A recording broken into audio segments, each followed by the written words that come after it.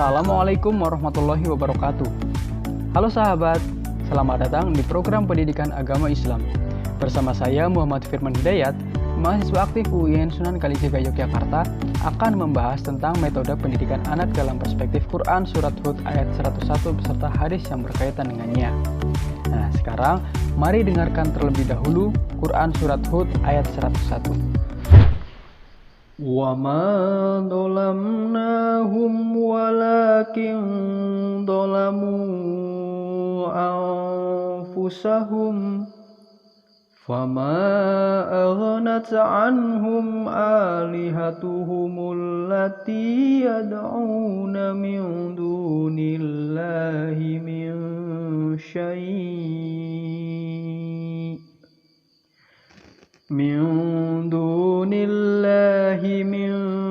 شَيْءٍ لَمَّا جَاءَ أَمْرُ رَبِّكَ وَمَا زَادُوهُمْ غَيْرَ تَتْبِيبٍ.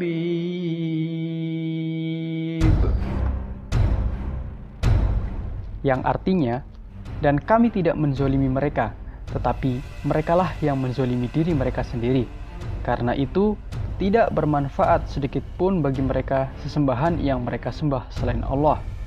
Ketika siksaan Tuhanmu datang, sesembahan itu hanya menambah kebinasaan bagi mereka. Sekilas surat ini memang tidak secara spesifik membahas tentang bagaimana mendidik anak. Namun, dalam perkuliahan yang diampu oleh dosen Ibu Nur Saidah kelas tafsir dan hadis, surat ini mengandung makna bahwa mendidik anak harus dengan penyampaian kisah yang dapat diambil hikmahnya. Tafsir daripada Quran Surat Hud ayat 101 ini menurut tafsir Ibnu Katsir, yakni itu adalah sebagian dari berita-berita negeri yang telah dibinasakan. Yang kami ceritakan kepadamu Muhammad, di antara negeri-negeri itu ada yang masih kedapatan bekas-bekasnya, dan ada pula yang telah musnah. Dan kami tidaklah menganiaya mereka, tetapi merekalah yang menganiaya diri mereka sendiri. Karena itu, tiadalah bermanfaat sedikit pun kepada mereka sembahan-sembahan yang mereka seru selain Allah. Di waktu azab Tuhanmu datang, dan sembahan-sembahan itu tidaklah menambah kepada mereka kecuali kebinasaan belaka. Setelah Allah Subhanahu wa Ta'ala menceritakan kisah para nabi dan apa yang terjadi dengan mereka bersama umatnya masing-masing, lalu disebutkan bagaimana Allah membinasakan orang-orang kafir dan menyelamatkan orang-orang mukmin. Maka Allah Subhanahu wa Ta'ala berfirman, itu adalah sebagian dari berita-berita negeri yang telah dibinasakan, yakni kisah-kisah penduduknya yang kami ceritakan kepadamu Muhammad. Di antara negeri-negeri itu ada yang masih kedapatan bekas-bekasnya. Quran Surat Hud ayat 100. Maksudnya masih terdapat reruntuhan-reruntuhannya. Dan ada pula yang telah musnah, itu hancur dan binasa tanpa bekas. Dan kami tidaklah menganiaya mereka saat kami binasakan mereka, tetapi merekalah yang menganiaya diri mereka sendiri. Quran Surat Hud ayat 101. Karena mereka mendustakan dan kafir kepada rasul-rasul kami, karena itu tiadalah bermanfaat bagi mereka Tuhan-Tuhan mereka, yakni berhala-berhala mereka yang sembah dan mereka seru selain dari Allah, barang sedikit pun. Sembahan-sembahan mereka itu tidak dapat memberikan suatu manfaat pun kepada mereka, tidak pula dapat menyelamatkan mereka dari kebinasaan, dan sembahan-sembahan itu tidaklah menambah kepada mereka kecuali kebinasaan belaka. Mujahid, Qatadah, dan lainnya mengatakan bahwa makna yang dimaksud ialah kecuali kerugian belaka. Dikatakan demikian karena penyebab kebinasaan dan kehancuran mereka tiada lain karena mereka mengikuti sembahan-sembahan itu. Untuk itulah mereka dikatakan merugi di dunia dan di akhiratnya.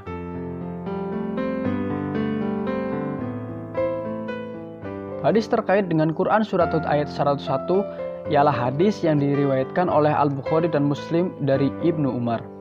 Terkait tanggung jawab terhadap pendidikan, kesejahteraan dan kesehatan anak, Rasulullah SAW menegaskan, Sami'tu Rasulullah SAW yaqulu kullukum ra'in wa kullukum mas'ulun ar-ra'iyatihil imam ra'in wa mas'ulun ar-ra'iyatihi war rajulu ra'in fi ahlihi wa huwa mas'ulun an ra'iyatihi wal mar'atu ra'iyatun fi baiti zawjiha wa mas'ulatun an ra'iyatiha wal khadimu ra'in fi mali sayyidihi wa mas'ulun an ra'iyatihi.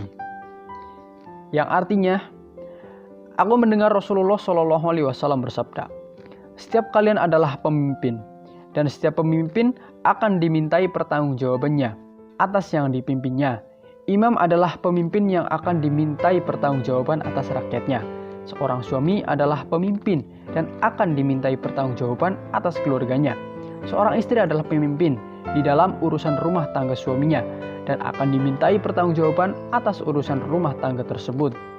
Seorang pembantu adalah pemimpin dalam urusan harta tuannya dan akan dimintai pertanggungjawaban atas urusan tanggung jawabnya tersebut. Hadis riwayat Al-Bukhari, Sahih Al-Bukhari, hadis nomor 2751 dan hadis riwayat Muslim, Sahih Muslim. Menurut pada hadis ini, suami dan istri sama-sama bertanggung jawab atas kehidupan keluarganya, tidak terkecuali pendidikan dan kesehatan anak, baik secara fisik maupun mental. Dari segi lahiriah, seorang suami berkewajiban mencari nafkah untuk menghidupi istri dan anak-anaknya, memenuhi kebutuhan sandang, pangan, dan papan bagi mereka. Kebutuhan anak tidak terbatas pada dimensi lahiriah belaka, karena anak terutama dalam masa pertumbuhannya sangat membutuhkan kasih sayang orang tuanya, sehingga anak tumbuh sehat sesuai dengan keinginan orang tuanya.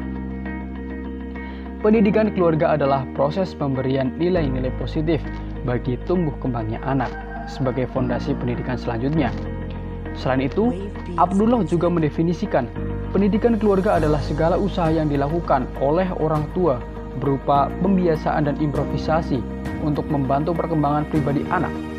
Pendapat lain yang dikemukakan oleh An-Nawawi, Hasan Langgulung memberi batasan terhadap pengertian pendidikan keluarga sebagai usaha yang dilakukan oleh ayah dan ibu sebagai orang yang diberi tanggung jawab untuk memberikan nilai-nilai akhlak, keteladanan, dan kefitrahan. Lingkungan pendidikan keluarga memiliki karakteristik sebagai berikut. Yang pertama, status yang tak akan pernah berubah, yakni ayah dan ibu sebagai guru, sedangkan anak adalah murid. Yang kedua, adanya kerjasama antara ayah dan ibu dalam mendidik anak. Walaupun tugas ayah adalah mencari nafkah, kenyataan ini tidak boleh jadi alasan untuk ia lepas tangan dari mendidik anak. Hal ini dikarenakan kerjasama antara keduanya sangat berpengaruh terhadap proses tumbuh kembangnya. Yang ketiga, fleksibel. Maksudnya pendidikan anak di dalam keluarga tidak ada ketentuan baku, baik aturan maupun materi yang diajarkan. Dan yang terakhir, dalam lingkungan pendidikan keluarga, pengalaman ayah dan ibu menjadi sumber utama materi yang diajarkan. Pahit, manis, dan getirnya kehidupan telah orang tua rasa. Maka ini adalah modal utama mereka mendidik anak-anaknya. Kaitan antara lingkungan pendidikan keluarga dengan Quran Surat Hud ayat 101 dan hadis terkait adalah bahwasannya pendidikan keluarga itu bersifat fleksibel dan berlaku sepanjang masa.